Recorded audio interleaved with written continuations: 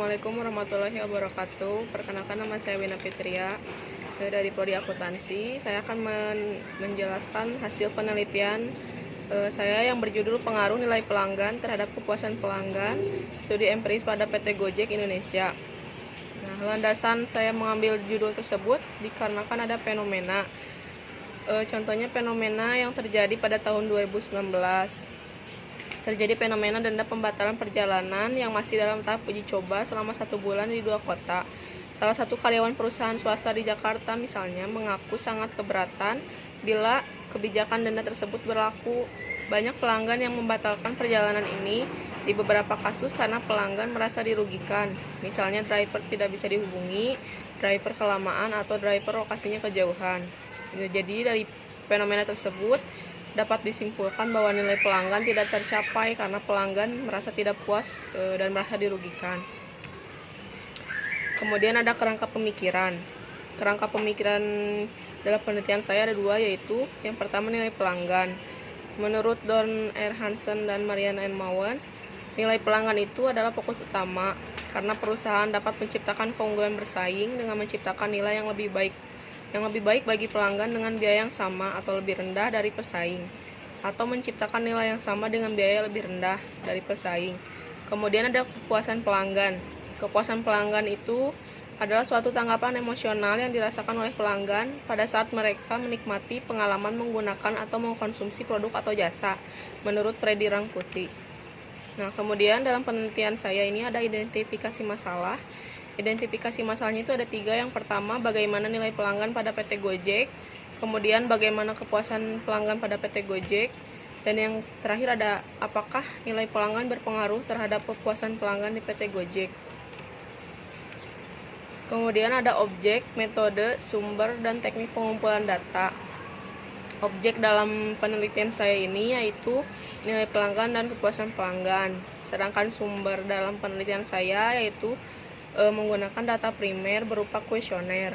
Kemudian metode yang saya gunakan dalam penelitian ini yaitu metode verifikatif.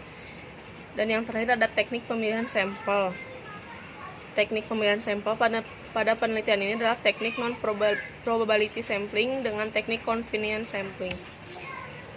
Kemudian ada populasi dan sampel. Populasi yang saya gunakan dalam penelitian ini yaitu pengguna aplikasi Gojek di Kota Bandung. Sedangkan sampel dalam penelitian ini adalah pengguna aktif aplikasi Gojek di Kota Bandung. Kemudian ada operasional variabel.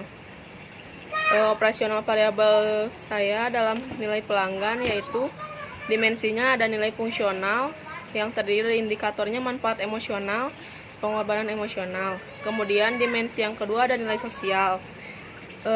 Dimensi yang kedua itu indikatornya manfaat sosial dan pengorbanan sosial. Sedangkan yang ketiga ada nilai emosional. Nilai emosional ini indikatornya manfaat fungsional dan pengorbanan emosional. Kemudian ada kepuasan pelanggan. Kepuasan pelanggan ini terdapat 2 dimensi. Yang pertama ada strategi kepuasan pelanggan. Strategi kepuasan pelanggan ini indikatornya yang pertama ada relationship marketing, kemudian yang kedua ada superior customer service, yang ketiga ada unconditional guarantees, dan yang keempat ada strategi penanganan keluhan yang efisien. Kemudian dimensi yang kedua ada aspek kepuasan pelanggan. Yang pertama itu ada aspek kenyamanan, yang kedua ada aspek hubungan pelanggan, dan yang ketiga aspek kompetensi teknik petugas, dan yang terakhir aspek biaya. Nah, kemudian ada pengujian instrumen penelitian, yang pertama ada uji validitas, yang kedua ada uji reliabilitas.